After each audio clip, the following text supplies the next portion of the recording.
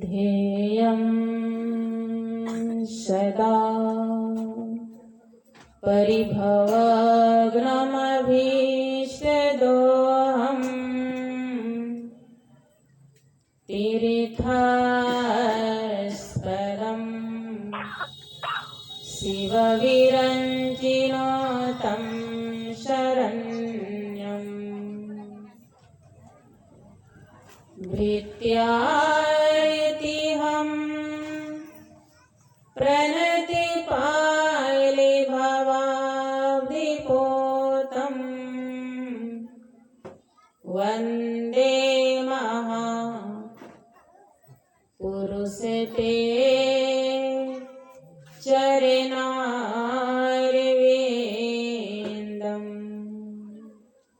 वन्दे महापुरुषते चरणारविन्दम्।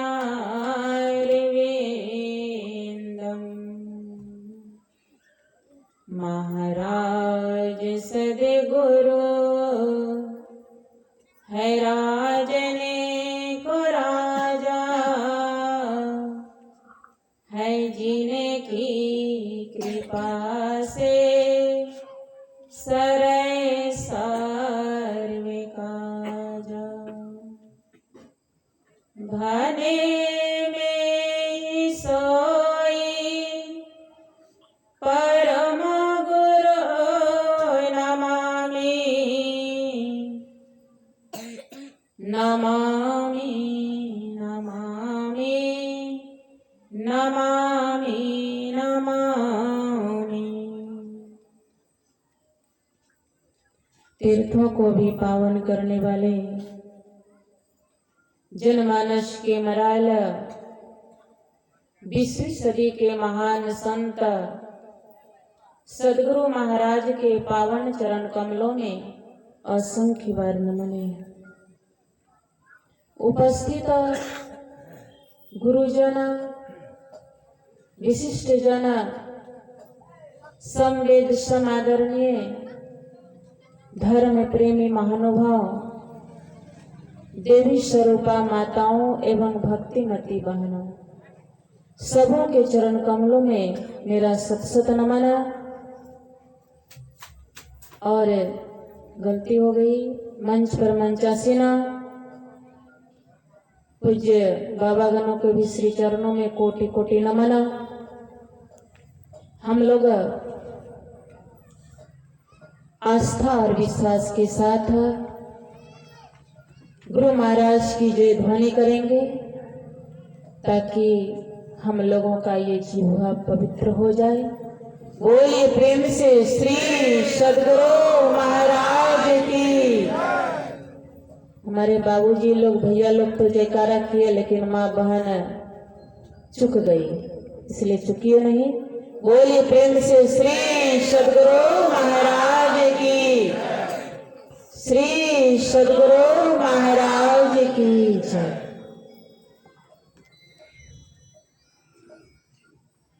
अभी हम लोग संत स्तुति,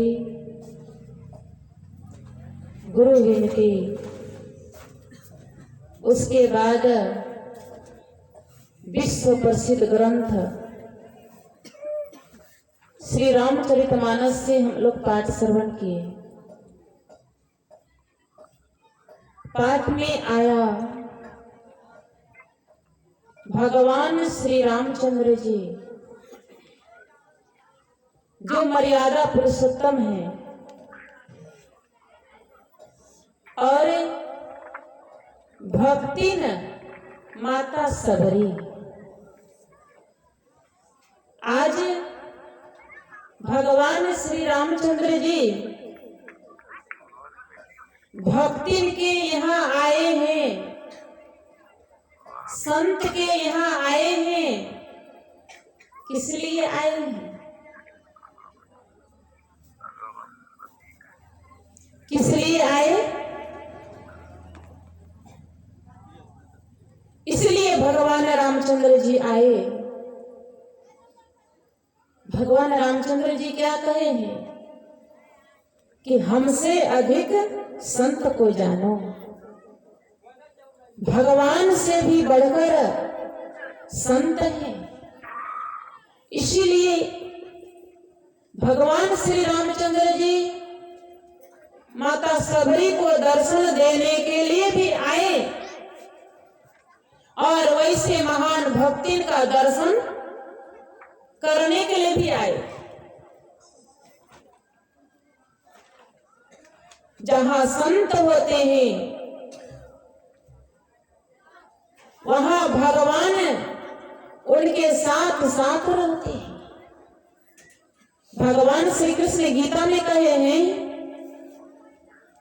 कि मैं संत के पीछे में चलता हूं, संत आगे धाए पीछे में चलता हूं। और संत सम्राट बाबा कबीर कहते हैं कि गुरु गोविंद दो खड़े काके लागू पाँव, बलिहारी गुरु आपने जिन गोविंद दियो बताए कबीरा, गोविंद दियो बताए। भगवान श्री कृष्ण भक्त को कहते हैं कि अरे पहले मुझे प्रणाम मत करो, पहले किनको प्रणाम करो? तो संत सदगुरु को पहले प्रणाम करो, तब मुझे बाद में प्रणाम करो। अगर संत सदगुरु नहीं हो तो मुझे जनाने वाला कौन होगा? तुम मुझे प्राप्त नहीं कर पाओगे जब तक गुरु नहीं होंगे, जब तक संत सदगुरु नहीं युक्ति बताएंगे। इसलिए भगवान श्री कृष्ण ने भी गुरु की तरफ इशारा किए।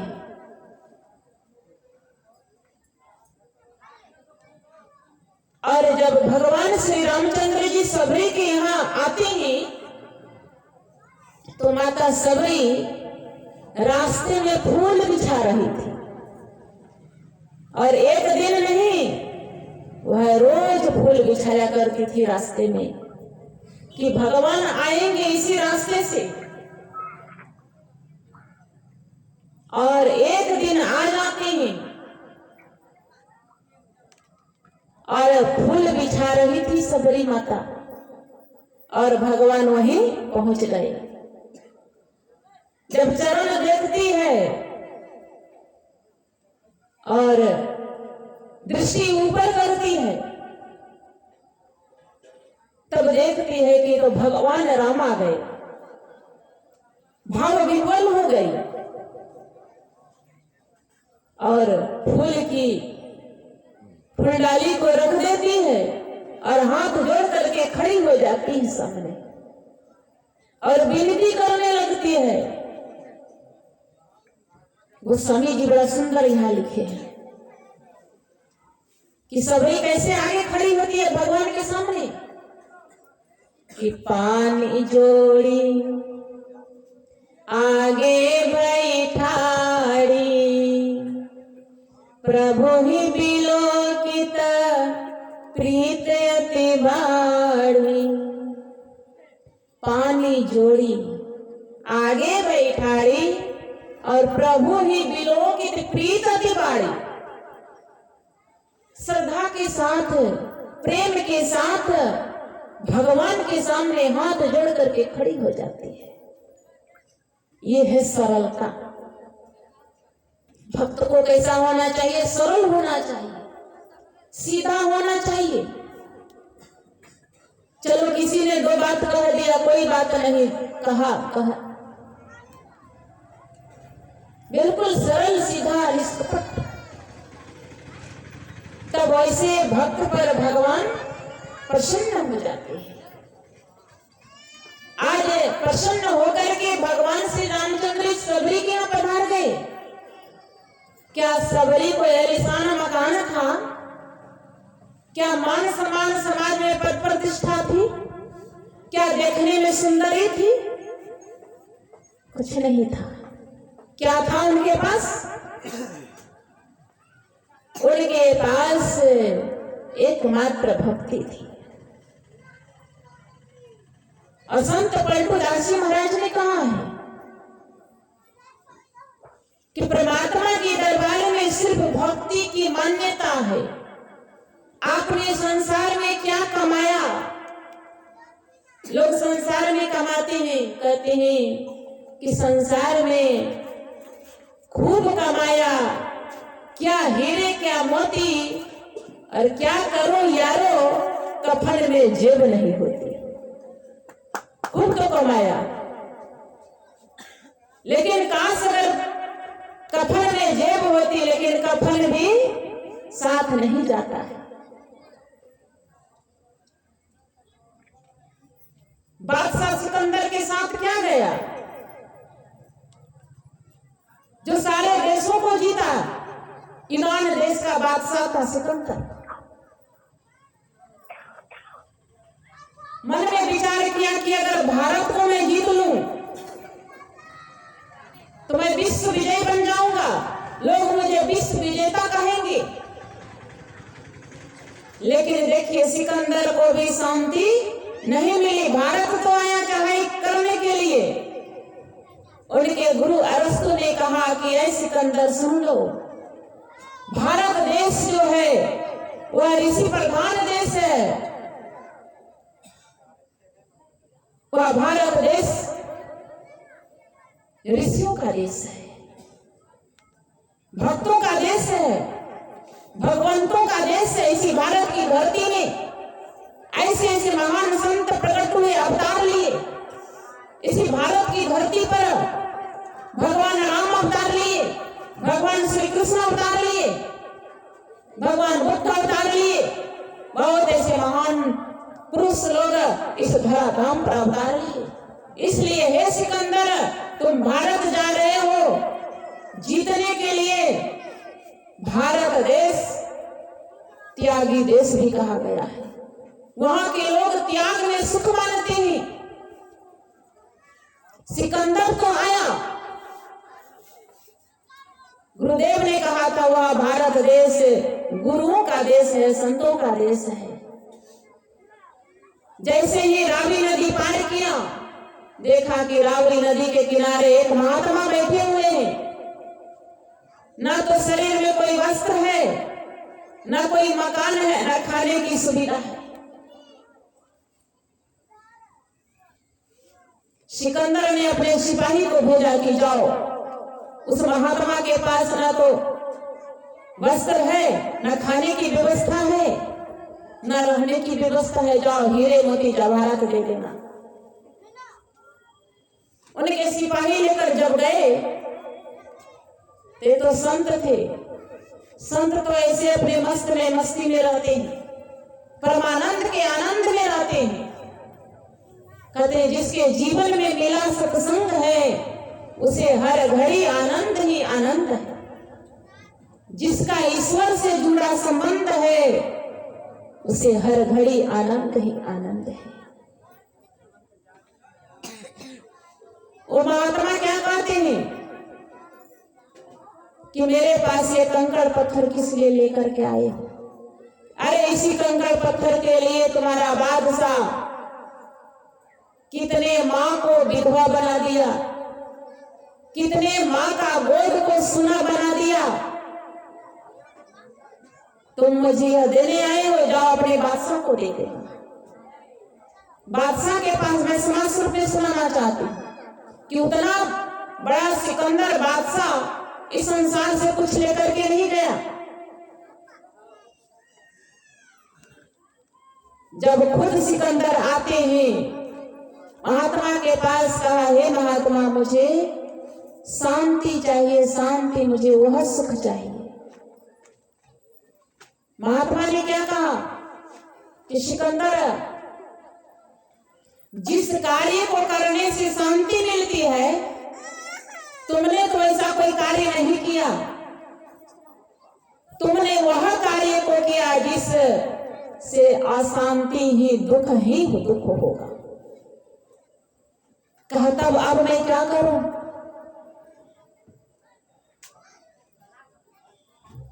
सिकंदर को महात्मा जी कहते हैं कि सिकंदर, अब तुम्हारे पास समय नहीं है कुछ करने का, तुम्हारे पास अब समय नहीं है कुछ करने का। अब तुम्हारे पास इतना भी समय नहीं बचा है कि तुम इस भारत देश से अपने ईरान देश जा सकोगे और तुम अपनी माँ का दर्शन भी नहीं कर पाओगे। इतना भी समय तुम्हारे पास नहीं बचा। तब सिकंदर क्या कहते हैं कि आप तो संत हैं, मेरी आयु कुछ बढ़ा दीजिए। कहा नहीं, सबका समय निर्धारित है। कोई जन्म लेकर के आता है तो मर जाता है, कोई जवान होकर मरता है, कोई घर गृहस्थी बसा करके चला जाता है सबको छोड़ करके, कोई बुढ़ापे भी मर जाता है। हे सिकंदर, इस काल को, इस समय को कोई जीत नहीं पाया है, जीता है तो संत ने जीता है। ये तुम्हारे बस की बात नहीं है। अंतिम में बादशाह सिकंदर ने क्या कहा? सारे वैद्य हकीमों को कहा कि मैं अपनी आधी संपत्ति देने के लिए तैयार हूं, राजपाट सब कुछ मैं देने के लिए तैयार हूं, बस मुझे यहां से अपना स्वदेश मुझे कोई पहुंचा दे, जीते जी। सारे वैद्यों ने, हकीमों ने एक स्वर में कहा, क्या बादशाह सिकंदर, राज्य तक तुम अपने स्वदेश लौटना चाहते हो? हम लोगों में वह क्षमता नहीं है जो तुम्हारे एक सांस में दूसरा सांस जोड़ दे। सिकंदर निराश हो गया। अंत में अपने सिपाही से कहा कि जब मेरे शरीर से प्राण निकल जाएगा तो मेरे इस पंचभौतिक शरीर को अर्थी में सजा देना, मेरे ये नंगी देखते हो तलवार को, इस तलवार को मेरे अर्थी के दोनों तरफ रख देना और जितने तिजोरियां की जो चाबियां हैं वह गधों और खच्चरों पे लटका देना और मेरे दोनों हाथ को अर्थी के नीचे लटका देना, ताकि संसार का लोग हमसे सीख ले सके कि आज विश्व विजय का सपना देखने वाला बादशाह सिकंदर इस संसार से खाली हाथ जा रहा है।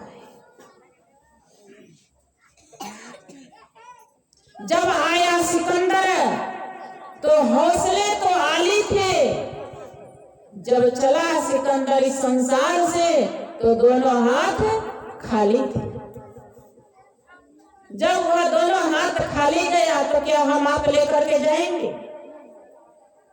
फिर भी लगा हुआ है और थोड़ा कमा करके बैंक बैलेंस कर दे। 3 मंजिला बन गया है तो 5 मंजिला बन जाए, 1 गाड़ी है तो 2 गाड़ी हो जाए।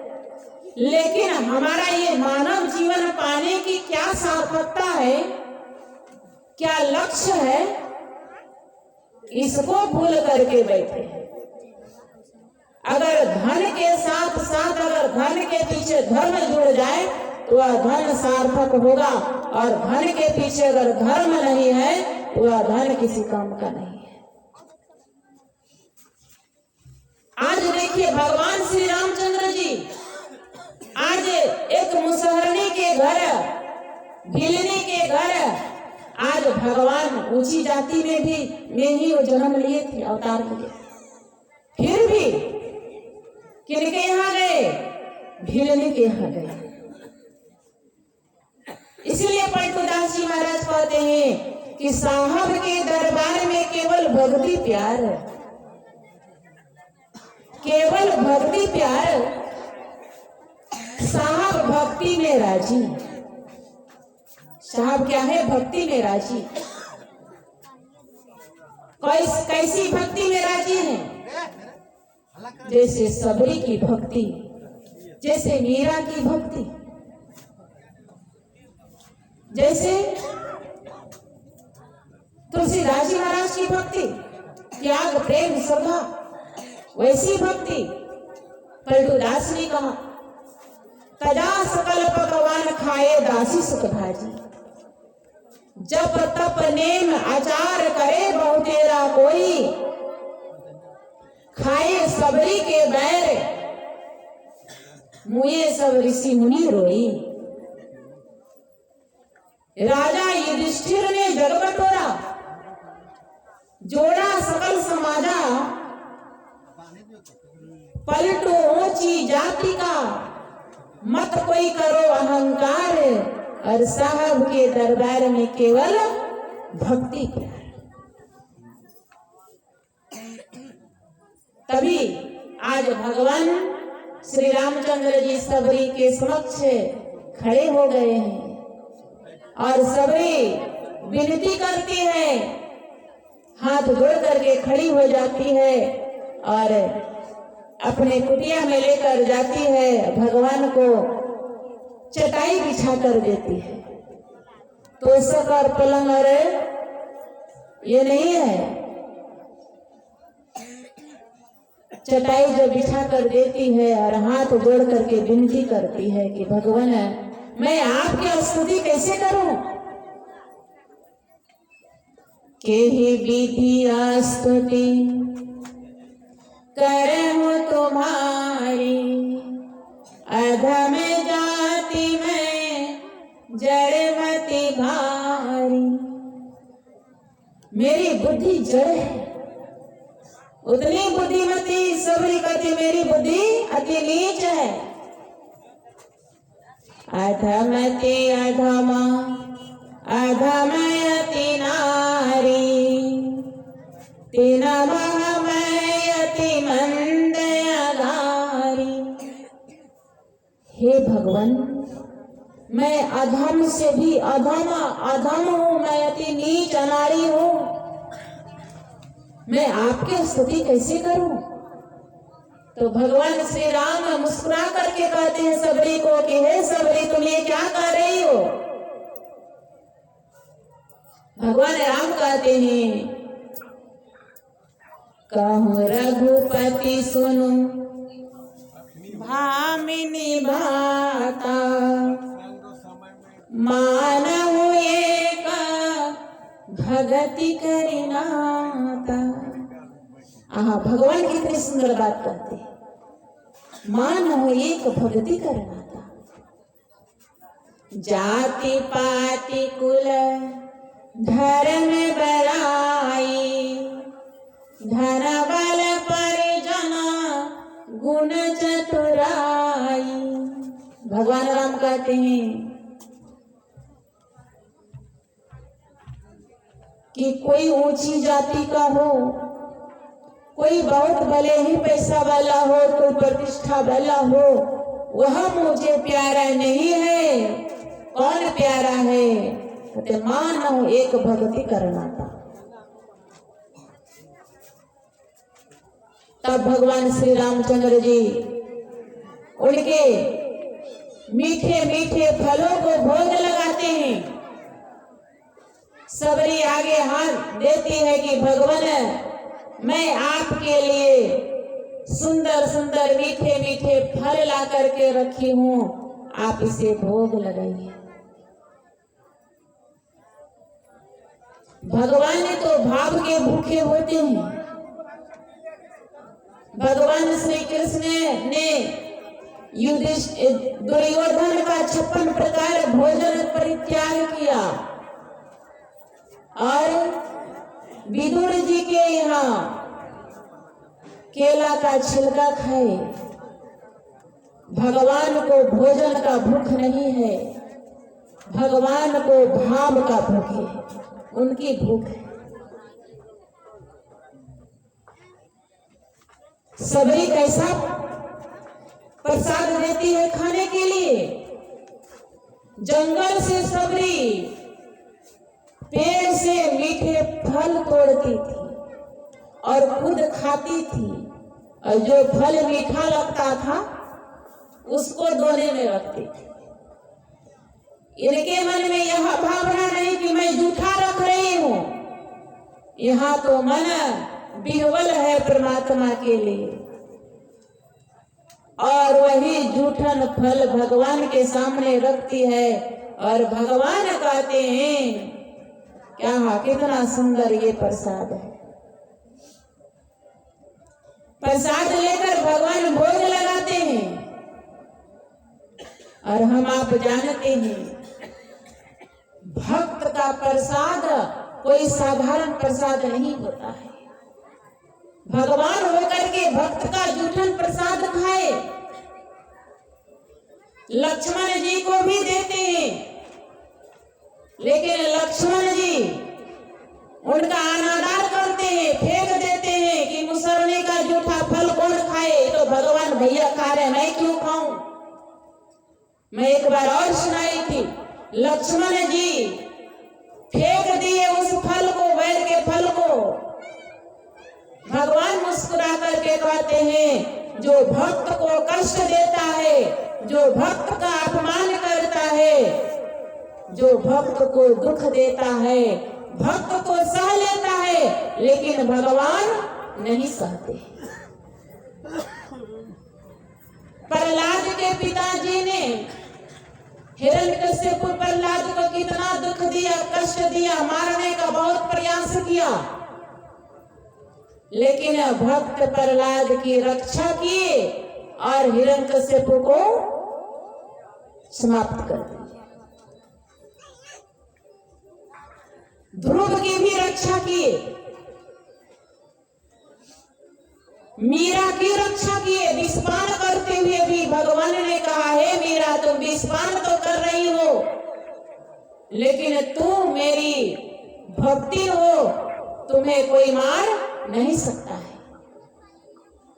देखिए भक्ति की कितनी पराकाष्ठा है, कितनी पराकाष्ठा तक मीरा पहुंच गई थी, और भक्ति की कितनी प्रधानता है, भक्त की कितनी प्रधानता है, जो भगवान उतना ऊंचा उनको श्रेष्ठ मानते हैं। लक्ष्मण के विषय में भगवान श्री रामचंद्र जी ने मुस्कुरा करके कहा, हे लक्ष्मण तुमने इस भक्ति के प्रसाद को तुमने ठुकराया, एक दिन यही प्रसाद तुम्हें खाना पड़ेगा, और जब तक तुम नहीं खाओगे तुम्हारे जीवन की रक्षा भी नहीं हो पाएगी। लक्ष्मण जी को शक्ति बाण लगी मेघनाथ के द्वारा, और वही धौलागिरी पर्वत पर वह प्रसाद चला गया, और जाकर के सजीवन बूटी के रूप में वह बना, और वही हनुमान जी ला करके देते हैं। सुसैन वैद्य ने उसी सजीवन बूटी को बांट कर पीस करके देते हैं लक्ष्मण जी को, और लक्ष्मण जी की मूर्छा समाप्त हो जाती है। ये है भगवान अपने भक्त को इतना प्यार करते हैं, लेकिन भक्त भी परमात्मा से उतना प्यार करे तब तो। लेकिन हम भक्तों को, हम मानव को संसार से प्यार है, संसार की वस्तु से प्यार है। जितना हम संसार से प्यार करते हैं, प्रेम करते हैं, आसक्ति रखते हैं, अगर उससे भी आधी आसक्ति, उतना प्रेम अगर परमात्मा से हो जाए तो हमारा आपका कल्याण हो जाए। यही बात तुलसीदास की धर्म पत्नी रत्नावली अपने पति तुलसीदास जी को दी थी। तुलसीदास जी महाराज की पत्नी चली गई मायके, नहरा चली गई। इतना ही आसक्ति थी तुलसीदास को अपनी पत्नी से, जब आते हैं सामने घर उनको मन नहीं लगने लगा। क्यों? क्योंकि पत्नी से बहुत प्यार करते थे। वह चल पड़े पत्नी के घर मायके। हम आप जानते हैं नाव को मुर्दा समझ लिए, मुर्दा को नाव समझ लिए, उस पार गए। बहुत रात हो चुकी थी, सबका दरवाजा खिड़की बंद था। तुलसीदास ने सोचा अब कैसे हम जाएं अंदर। तब तक में दृष्टि जाती है, कर एक तो रस्सी लटक रहा, लगता है मेरी पत्नी मेरे आने के लिए रस्सी लटका रखी है। मैं जितना प्रेम करता हूं अपनी पत्नी से, वह भी मुझसे उतना ही प्रेम करती है। उसी रस्सी के सहारे वह चले जाते हैं अपने पत्नी के कक्ष में।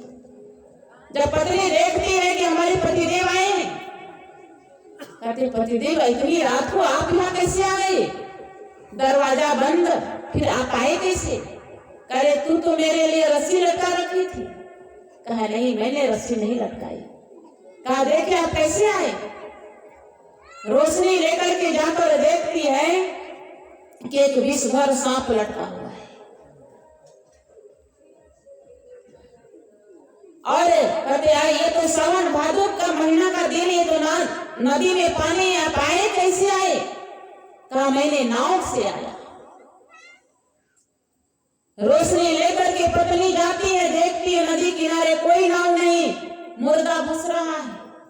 तब वहीं पर अपने पति को फटकारती है, ज्ञान का तमाचा लगाती है, ज्ञान भरी कठोर बात कहती है कि पतिदेव जितना प्रेम आप हमसे करते हैं, मेरे आज हड्डी और चमड़े के प्रेम शरीर से आप इतना प्रेम, इतनी आसक्ति आपको, अगर इतनी आसक्ति अगर आपको जिस दिन राम से हो जाएगा, अगर इतना प्रेम अगर राम से आप कर लीजिए तो आपका कल्याण हो जाएगा। तुलसीदास जी अपनी पत्नी की बात को खड़े करके सुनने लगे और इनके हृदय में ये वाणी प्रवेश कर गई कि हमारी पत्नी ठीक ही कह रही है। मैं ये संसार से इतना प्रेम करता हूं, अगर इतना प्रेम मुझे भगवान से हो जाता तो मेरा उद्धार हो जाता। वहीं से तुलसीदास जी महाराज उल्टे पांव चल पड़ते हैं और चल पड़े तो कहां चले गए? हम आप जानते हैं कहां गए।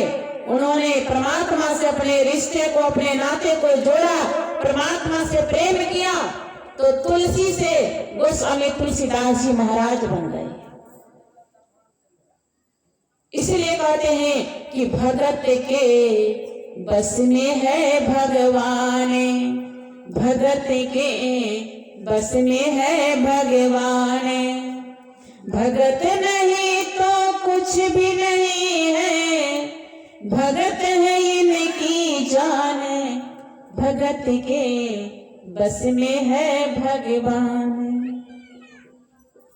भक्त के बस में भगवान है। तभी तो आज सबरी के जूठन बैल को भगवान श्री राम भाव से भोग लगाए।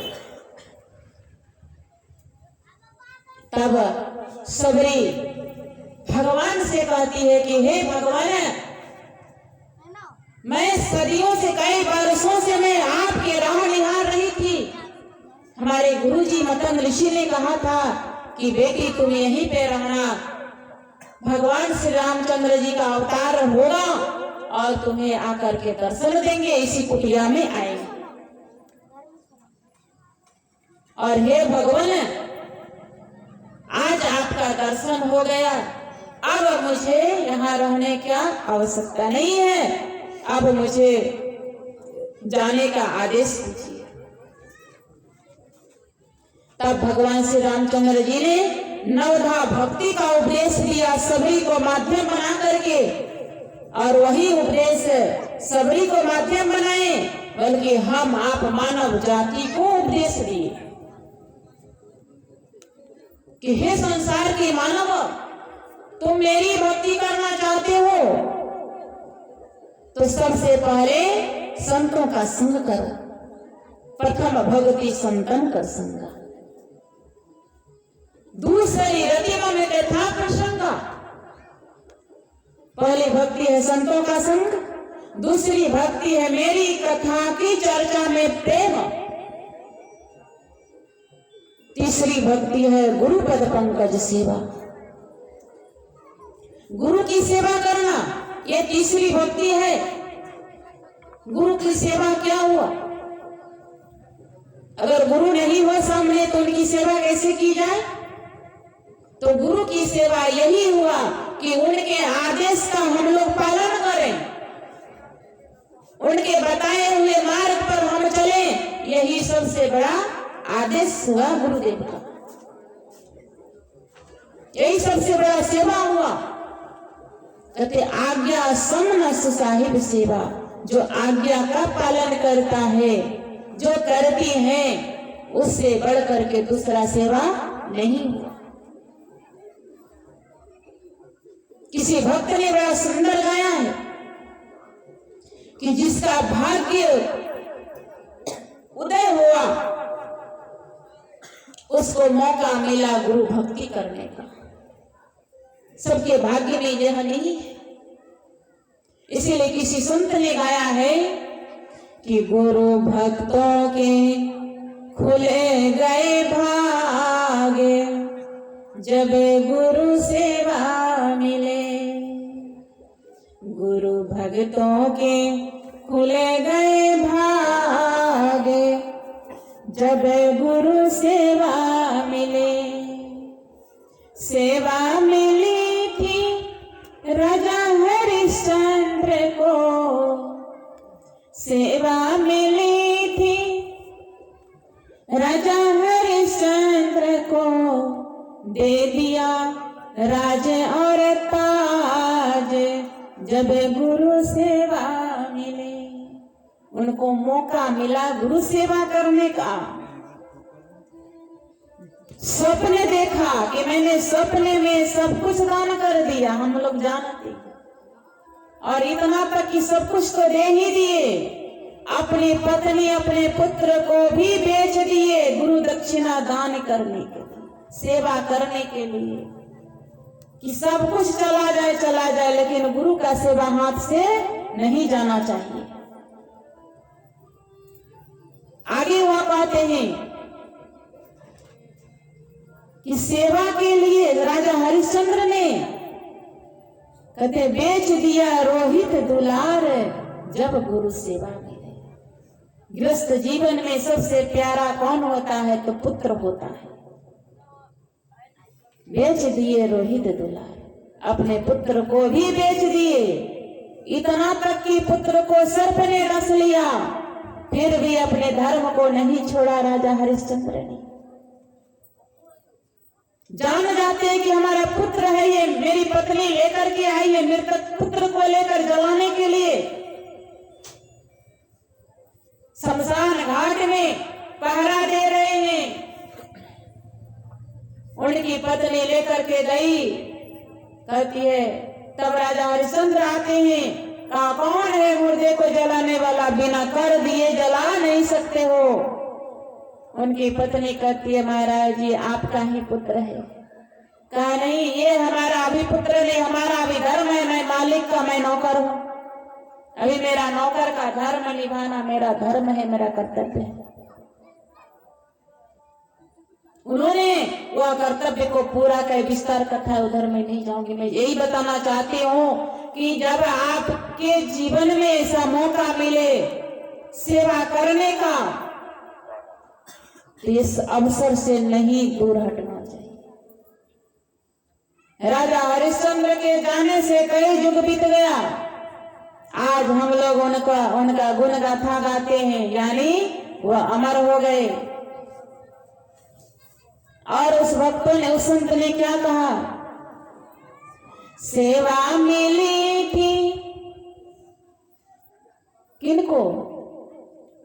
माता सबरी को सेवा मिली थी, सबरी माई को प्रभु जी पहुंच गए द्वार जब गुरु सेवा मिले।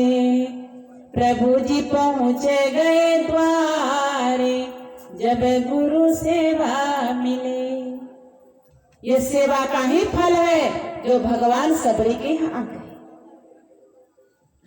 और सेवा में पुत्र करे आरा चला दिया, सेवा में पुत्र करे आरा चला दिया।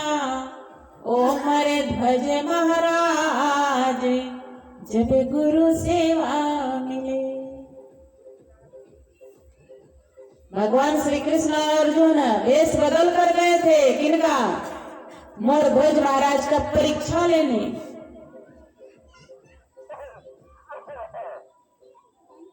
साथ में कृष्ण भी ब्राह्मण के रूप में, अर्जुन भी ब्राह्मण के रूप में, और साथ में एक शेर को ले लिए। उनके दरवाजे पे पहुंच गए। राजा मरध्वज के दरवाजे पर कहा, राजन तुम्हारे दरवाजे में आया हूं, मेरा ये शेर भूखा है, इसे भोजन चाहिए। राजा मरध्वज ने कहा कि तुरंत मैं व्यवस्था कर देता हूं। कहा, क्या व्यवस्था करोगे मेरे शेर के लिए? कहा, जो शेर का भोजन है। कहा, नहीं, मेरा शेर बूढ़ा है और मेरा शेर छोटा बालक का मांस खाना चाहेगा। कहा कि यह भी मैं सेवा करने के लिए तैयार हूं। परीक्षा लेने गए थे।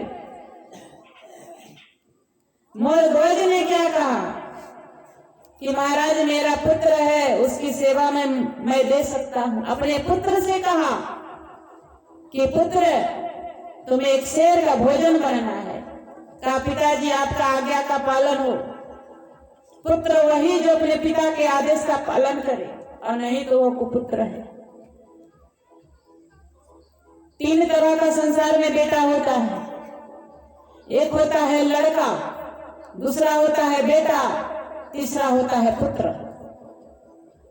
लड़का उसे कहते हैं ना, किसी के घर में लड़का जन्म होता है तो बड़े खुशी मन से कहते हैं कि मेरा लड़का हुआ है। लेकिन लड़का उसे कहते हैं जो बात बात में अपने माता पिता से लड़ाई करे, बात बात में अपने माता पिता को आंख दिखाए। और बेटा किसको कहते हैं? जो बेटा शादी करके, माता पिता शादी करा दिए, अपने गृहस्थ जीवन में प्रवेश किया, तो पत्नी क्या कहती है कि हम तो माए बाप को नहीं खिलेवे बनाएगा, हम अलग होंगे, इतना रोटी नहीं बनाएंगे, इतना बर्तन नहीं मांजेंगे, ये काम नहीं करेंगे। तब क्या होता है? वह लड़का अपने माता पिता को कहता है कि पिताजी हमको बंटवारा कर दीजिए, मेरा जो हिस्सा है मुझे दे दीजिए। अब झगड़ा लड़ाई से अच्छा है कि उसे स्वतः बांट के दे देते। तो बेटा उसे कहते हैं जो अपने माता पिता के संपत्ति में पहले बंटवारा कर ले, उसे बेटा कहते हैं। और पुत्र उसे कहते हैं जो अपने माता पिता को नरक से त्राण दिला दे। तो में हर्षु का अर्थ, पू का हर्षु यानी उसका अर्थ होता है नरक, और त्र यानी त्राण दिलाने वाला। जो अपने माता पिता को दुख से त्राण दिला दे उसे पुत्र कहते हैं। और उससे भी बढ़कर के होता है सुपुत्र। सु यानी सुंदर और पुत्र सुंदर विचार वाला पुत्र। इसलिए हर पुत्र का कर्तव्य होता है कि अपने माता पिता का सेवा करे और अपने माता पिता को दुख नहीं दे। अगर इतना कर लेता है तो वह पुत्र चैलेंज है, ये धर्मशास्त्र चैलेंज देता है कि वैसे पुत्र और बहू को कभी दुख नहीं होगा, क्योंकि माता पिता का आशीर्वाद रहता है। वही मरध्वज का पुत्र ने कहा, पिताजी आप आदेश दीजिए, ये मेरा सौभाग्य है। ये जीवन, अगर ये मानव जीवन परोपकार में लग जाए, किसी के उपकार में लग जाए, तो ये हमारा ये मानव जीवन सार्थक होगा। भगवान श्री कृष्ण जो ब्राह्मण के रूप में थे, कहा वह मरध्वज महाराज कहते हैं, ब्राह्मण देवता मेरा पुत्र सेवा के लिए तैयार है। ब्राह्मण देवता क्या कहते हैं कि ऐसे नहीं कहा। तब आप अपने रानी को बुलाइए और आप खुद अपने पुत्र को बिठाइए और आरा चला दीजिए। कितनी कठिन परीक्षा। अभी तो लोग छोड़ के भाग जाएंगे, ऐसा बाबाजी को यहाँ से भगाओ, ऐसा बाबाजी नहीं चाहिए। लेकिन पहले के लोग धर्मी थे, अपने वचन पालन करने के लिए अपने प्राण को त्याग देते थे, लेकिन वचन को तोड़ते नहीं थे। राजा दशरथ ने भी यही किया कि रघुकुल रीत सदा चली आई, प्राण जाए पर वचन नहीं जाए। पुत्र को बिठाया और इतना तक उनकी पत्नी मायूस हो गई कि हमारा एकलौता पुत्र आज वह उसके ऊपर मैं आरा कैसे चलाऊं। वह ब्राह्मण कहते हैं कि हे मौर्ध्वज महाराज, आप अपने पुत्र पर आरा चलाइए, अगर आप दोनों पति पत्नी के आंख से एक बूंद आंसू भी चला जाएगा तो मैं यहाँ से मैं जा रहा हूं। कहा नहीं महाराज रुकिए, हम लोगों के आंख से आंसू नहीं जाएगा। और दोनों ने आरा चलाया और उसके मांस को शेर को दिया खाने के लिए, शेर ने खा लिया। अब पति पत्नी को कहते हैं कि हम लोगों को भी भोजन कराओ। दोनों पति पत्नी भोजन बना करके दोनों ब्राह्मण को भोजन जब कराने के लिए परोस दिए, तब भगवान श्री कृष्ण बने, ब्राह्मण बने भगवान श्री कृष्ण कहते हैं उनका जिनका पुत्र का रमोध्वज महाराज का जो पुत्र था उनके नाम को लेकर पुकारते हैं कि तुम भी आकर के हम लोगों के साथ में भोजन करो।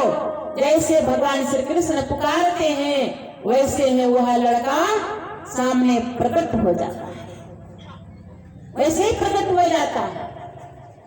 तो आज मौर्ध्वज महाराज का इतना नौम है, पुत्र का पुत्र रह ही गया लेकिन उनको ऐसा मौका मिल गया, ऐसा सेवा किया उन्होंने। सेवा में पुत्र पर आरा चला दिया। ओ मौर्ध्वज महाराज जब गुरु सेवा मिले, सेवा मिली थी मीराबाई को, सेवा मिली थी मीराबाई को। मीराबाई को भगवान श्री कृष्ण ने क्या विष को अमृत बना दिए और मीरा को अपने शरीर में समा लिए। मीरा अपने शरीर को छोड़कर नहीं गई, इतनी ऊंची गति मिली मीराबाई को। इसलिए कहते हैं कि तुमको भी मौका प्रभु जी ने दीना, हो जाओ भव से पार जब गुरु सेवा मिले। हो जाओ भव से पार। और यहाँ बाबा कबीर क्या कहते हैं कि जिनके जीवन में गुरु नहीं उसका जीवन बेकार है, पछताओगे। कहते हैं पछताइबे रे बेईमान, गुरु के भी सारी पछताइबे, पछताओगे। अराजल हीरा मोती संपत्ति बहुत, सब धन रही जैतो आइतो जमदूत, पछताइबे पछताइबे रे बेईमान। जिसके जीवन में गुरु नहीं वह असली बेईमान है, ऐसा बाबा कबीर कहते हैं, मैं नहीं कहती। इसीलिए यहाँ पर भगवान श्री रामचंद्र जी ने सबरी को क्या उपदेश दिया? गुरु पद पंकज सेवा, तीसरी भक्ति अमान, और चौथी भक्ति क्या है? चौथी भक्ति मम गुण गण, करई कपट का जी गान, निष्कपट होकर के मेरे गुणों का गान करना। गुरु महाराज के गुणों का गान क्या करना है? हमारे गुरु महाराज जी कहते हैं गुरु वह शब्द है, गुरु वह वस्तु है, गुरु वह तत्व है जो संसार में परमात्मा से मिला देता है। हमारे गुरु महाराज जी पदावली में लिख दिया स्पष्ट शब्द में, गुरु सतगुरु समा हिते नाही को, निस दिन करिए सेवहे, तन मन आत्मा रक्षक है गुरु। कितने के रक्षक है? तन मन आत्म रक्षक है गुरु। गुरु ही के नाम एक लेवहे। और गुरु क्या करते हैं? जितनी रक्षा जितनी भलाई हमारे माता पिता करते हैं उससे कई अधिक गुना गुरु करते हैं। गुरु महाराज जी पदावली में लिखे हैं कि माता होते बड़ी छोहा करे नीता, पिता होते अधिका भलाई है। और क्या चाहिए? गुरु क्या नहीं कर सकते? गुरु हम आपको संसार की आपदाओं से बचा सकते हैं और जमराज के भी चक्कर से छुड़ा सकते हैं संत सदगुरु। इसलिए भगवान श्री रामचंद्र जी ने कहा कि गुरु पद पंकज सेवा, तीसरी भगति अमान, चौथी भगति मम गुण गण करहि कपट तजिगा। और छठी भक्ति क्या है? अब छठी भक्ति में भगवान श्री रामचंद्र जी जो भक्ति हमारे गुरु महाराज करने के लिए बताते हैं, ठीक वही भक्ति आज भगवान श्री राम सबरी को बता रहे हैं कि छठ दमशील विरति बहु करे मां, निरत निरंतर सज्जन धरे मां। छठी भक्ति क्या है? छठ दमशील, अपने इंद्रियों का दमन करना, शीलता लाना। छठ दमशील, विरक्त होकर कर्म करना, संसार में परिवार में रह करके भी वैरागी की तरह जीवन बिताना, यह है छठी भक्ति। परिवार में है, पत्नी है, बाल बच्चे हैं, उनका भरण पोषण कीजिए, पढ़ाइए लिखाइए, सब कीजिए, लेकिन किस भाव से? कहते विरति बहुकर्मा, एक वैरागी के भाव से कि हमारा बालक आज है, इसे एक दिन हमें छोड़ करके जाना पड़ेगा, तो जाने जब जो हम जाने के लिए तैयारी कर रहे हैं, हम जाएंगे संसार से, तो ये हमारा पुत्र हमें काम साथ नहीं जाएगा, जो साथ में जाएगा उस कार्य को हम करें, अपने पत्नी बाल बच्चे के साथ में रहकर भक्ति भजन करें, अपने मन को जोड़िए परमात्मा से, योग कीजिए। छठ दमशील विरति बहुकर्मा, निरत निरंतर सज्जन धर्म, हमेशा निरत निरंतर यानी हमेशा सज्जनों के धर्म में लगा रहना, सज्जनों का संगति करना। यहाँ संगति के विषय में कहा, हमारी संगति कैसी होनी चाहिए? सज्जन धर्म, सज्जन के साथ होना चाहिए। अब भगवान श्री रामचंद्र जी सातवीं भक्ति भी वही संकेत करते हैं कि सातम सम महिमय जग देखा, मौत संता अधिक कर लेखा। सातम सम मोहिमय जग देखा, हमारे जैसा यानी हमसे भी ज्यादा तुम संत को देखो, हमसे भी ज्यादा तुम संत को जानो, वही तुम्हारा उद्धार करेंगे। और आठम जथा लाभ संतोषा, सपन हो नहीं देखई पर दोषा। भगवान श्री रामचंद्र जी सपने में भी कहते हैं दूसरे के दोषों को न देखना, सपने में भी नहीं। हम लोग तो हकीकत में सब दूसरे के दोष को देखते हैं और अपने दोष को, अपने अवगुण को नहीं देखते हैं कि हमारे अंदर कितना अवगुण है। अगर यह चीज देख ले कि हमारे अंदर यह अवगुण है, तो वह दूसरे को दोष नहीं दे सकता है।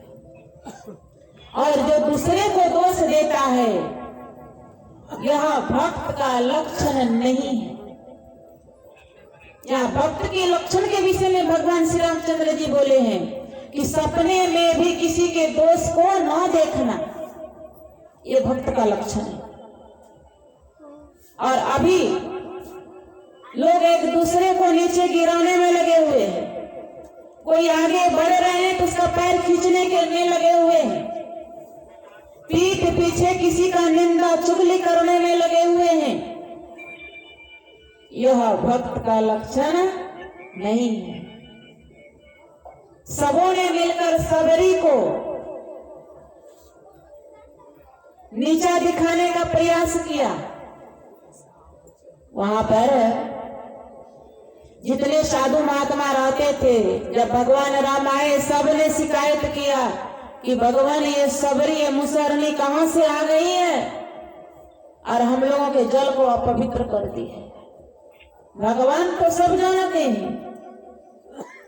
ये भक्त का लक्षण नहीं है कि किसी से हम घृणा करें, किसी का अपमान कर दे। भगवान ने भक्त की प्रधानता वहां भी दिखलाए। भगवान ने कहा कि क्या परेशानी है, का ये सबरी उस पंपासर नदी में स्नान की है, इसलिए वह पंपासर का पानी अपवित्र हो गया है। हे प्रभु श्री रामचंद्र जी, आप अपना चरण रज दीजिए, चरण का धोने दीजिए और चरण अमृत हम उस पंपासर के जल में डालेंगे ताकि वह जल पवित्र हो जाए और हम साधु महात्मा वहां स्नान कर सके।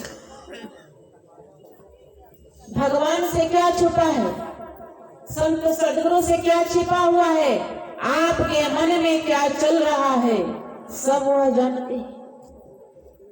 हमारे गुरु महाराज जी कहा करते थे कि बहुत सारे लोग भक्त आते हैं हमारे पास,